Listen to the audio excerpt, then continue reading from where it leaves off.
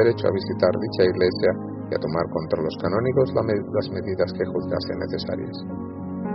San Carlos se presentó entonces en la iglesia a hacer la visita canónica, pero los canónicos le dijeron y le dieron con la puerta en las narices, y alguien hizo un disparo contra la cruz que el santo había alzado con la mano durante el tumulto.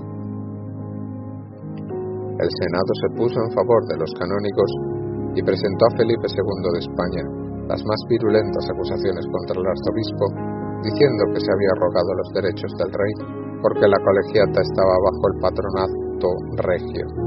Por otra parte, el gobernador de Milán escribió al Papa amenazando con desterrar al cardenal Borromeo por traidor. Finalmente, el rey escribió al gobernador para que apoyase al arzobispo y a los canónigos, y los canónigos ofrecieron resistencia algún tiempo, pero acabaron por doblegarse. Antes de que ese asunto se solucionase, la vida de San Carlos corrió un peligro todavía mayor. La orden religiosa de los Illuminati, que contaba ya con muy pocos miembros, pero poseía aún muchos monasterios y tierras, se había sometido a las medidas reformadoras del arzobispo, pero los Illuminati estaban totalmente corrompidos y su sumisión había sido solo aparente. En efecto, intentaron por todos los medios conseguir que el Papa anulase las disposiciones de San Carlos, y al fracasar en sus intentos, 3 priores de la orden tramaron un complot para asesinar a San Carlos. Un sacerdote de la orden llamado Jerónimo Donati Farina aceptó hacer el intento de matar al santo por 20 monedas de oro. Se obtuvo esa suma con la venta de los ornamentos de una iglesia. El 26 de octubre de 1569 Farina se apostó a la puerta de la capilla de la casa de San Carlos, en tanto que éste rezaba las oraciones de la noche con los suyos. Los presentes cantaban un himno de Orlando di Lasso, y precisamente en el momento en que entonaban las palabras «Ya es tiempo de que vuelva a aquel que me envió», el asesino descargó su pistola contra el santo.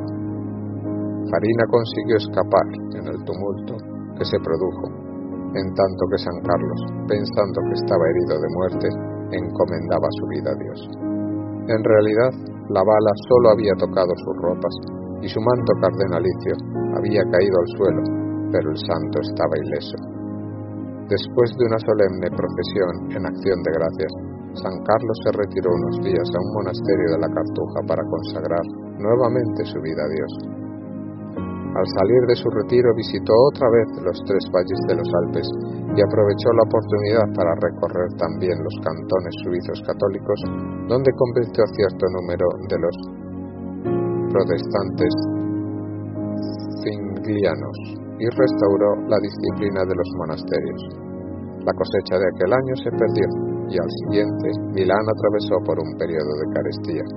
San Carlos pidió ayuda para procurar alimentos a los necesitados y durante 3 meses dio de comer diariamente a 3.000 pobres con sus propias rentas. Como había estado bastante mal de salud, los médicos le ordenaron que modificase su régimen de vida, pero el cambio no produjo ninguna mejoría. Después de asistir en Roma al cónclave que eligió a Gregorio XIII, el santo volvió a su antiguo régimen y así pronto se recuperó. Al poco tiempo tuvo un nuevo conflicto con el poder civil en Milán, pues el nuevo gobernador don Luis de Requesens trató de reducir la jurisdicción local de la iglesia y de poner en mal al arzobispo con el rey. San Carlos no vaciló en excomulgar a Requens, quien, para vengarse, envió un pelotón de soldados a patrullar las cercanías del palacio episcopal y prohibió que las cofradías se reuniesen cuando no estuviese presente un magistrado. Felipe II acabó por destituir al gobernador, pero esos triunfos públicos no fueron, por cierto, la parte más importante del cuidado pastoral que ensalza el oficio de la fiesta de San Carlos. Su tarea principal consistió en formar un clero virtuoso y bien preparado. En cierta ocasión, en que un sacerdote ejemplar se hallaba gravemente enfermo, las gentes comentaron que el arzobispo se preocupaba demasiado por él.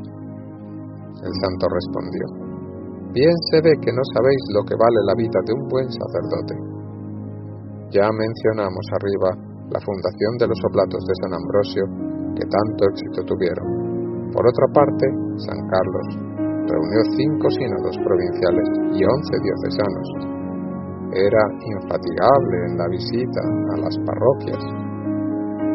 Cuando uno de sus sufragáneos le dijo que no tenía nada que hacer, el santo le mandó una larga lista de obligaciones episcopales, añadiendo después de cada punto: ¿cómo puede decir un obispo que no tiene nada que hacer?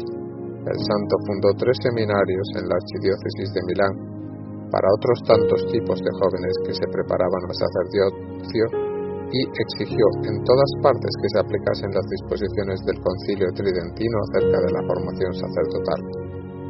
En 1575 fue a Roma a ganar la indulgencia del jubileo y al año siguiente la instituyó en Milán. Acudieron entonces a la ciudad grandes multitudes de peregrinos, algunos de los cuales estaban contaminados por la peste, de suerte que la epidemia se propagó en Milán con gran virulencia.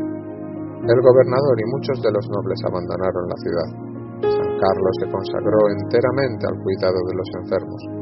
Como su clero no fuese suficientemente numeroso para asistir a las víctimas, reunió a los superiores de las comunidades religiosas y les pidió ayuda. Inmediatamente se ofrecieron como voluntarios muchos religiosos, a quien San Carlos hospedó en su propia casa. Después escribió al gobernador don Antonio de Guzmán, echándole en cara su cobardía, y consiguió que volviese a su puesto, con otros magistrados para esforzarse en poner coto al desastre. El hospital de San Gregorio resultaba demasiado pequeño y siempre estaba repleto de muertos, moribundos y enfermos, a quienes nadie se encargaba de asistir. El espectáculo arrancó lágrimas a San Carlos, quien tuvo que pedir auxilio a los sacerdotes de los valles alpinos, pues los de Milán se negaron, al principio, a ir al hospital. La epidemia acabó con el comercio, lo cual produjo una carestía. San Carlos agotó literalmente sus recursos para ayudar a los necesitados y contrajo grandes deudas. Llegó al extremo de transformar en vestidos para los pobres los toldos y doseles de colores que solían colgarse desde el palacio episcopal hasta la catedral durante las procesiones. Se colocó a los enfermos en las casas vacías de las afueras de la ciudad y en refugios improvisados. Los sacerdotes organizaron cuerpos de ayudantes laicos y se erigieron altares en las calles para que los enfermos pudiesen asistir a misa desde las ventanas.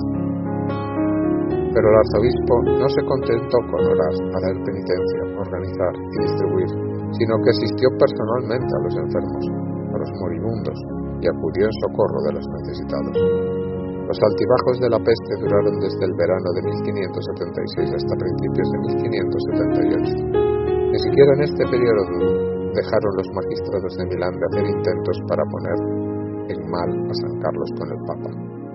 Tal vez algunas de sus quejas no eran del todo infundadas, pero todas ellas revelaban en el fondo la ineficacia y la estupidez de quienes las presentaban. Cuando terminó la epidemia, San Carlos decidió reorganizar el capítulo de la catedral sobre la base de la vida común. Los canónigos se opusieron y el santo determinó entonces fundar sus oblatos.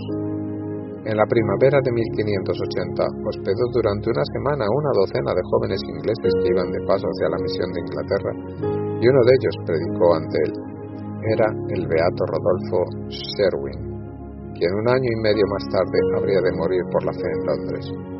Poco después, San Carlos le dio la primera comunión a Luis Gonzaga, que tenía entonces 12 años. Por esa época viajó mucho y las penurias y las fatigas empezaron a afectar su salud. Además, había reducido las horas de sueño y el Papa hubo de recomendarle que no llevase demasiado lejos el ayuno cuaresmal. A fines de 1583 San Carlos fue enviado a Suiza como visitador apostólico y en Grisons tuvo que enfrentarse no solo contra los protestantes, sino también contra un movimiento de brujas y hechiceros. En Roveredo, el pueblo acusó al párroco de practicar la magia y el santo se vio obligado a degradarle y a entregarle al brazo secular. No se avergonzaba de discutir pacientemente sobre los puntos teológicos con las campesinas protestantes de la región, y en cierta ocasión hizo esperar a su comitiva hasta que consiguió hacer aprender el Padre Nuestro y el Ave María a un ignorante pastorcito. Habiéndose enterado de que el duque Carlos de Saboya había caído enfermo en Vercelli, fue a verle inmediatamente y lo encontró agonizante. Pero en cuanto entró en la habitación el duque, este exclamó: «¡Estoy curado!». El santo le dio la comunión al día siguiente. Carlos de Saboya pensó siempre que había recobrado la salud gracias a las oraciones de San Carlos, y después de la muerte de éste mandó colgar en su sepulcro una lámpara de plata. En el año 1584 decayó más la salud del santo. Después de fundar en Milán la casa de convalecencia, San Carlos partió en octubre al Monte Varallo para hacer su retiro anual acompañado de el padre Adorno, sacerdote jesuita. Antes de partir había predicho a varias personas que le quedaba ya poco tiempo de vida. En efecto, el 24 de octubre se sintió enfermo y el 29 del mismo mes partió de regreso a Milán, a donde llegó el Día de los Fieles Difuntos. La víspera había celebrado su última misa en Arona, su ciudad natal. Una vez en el lecho, pidió los últimos sacramentos. Inmediatamente y los recibió de manos del arcipreste de su catedral. Al principio de la noche del 2 al 3 de noviembre murió apaciblemente mientras pronunciaba las palabras Ecce venio. No tenía más que 46 años de edad. La devoción al santo cardenal se propagó rápidamente en 1601. El cardenal Baronio, quien lo llamó un segundo Ambrosio, mandó al clero de Milán una orden de Clemente VIII para que, en el aniversario de la muerte del arzobispo, no celebrasen misa de requiem sino una misa solemne. San Carlos fue oficialmente canonizado por el Papa Paulo V el 1 de noviembre de 1610. Bendito San Carlos Borromeo, ruega por nosotros pecadores. Amén.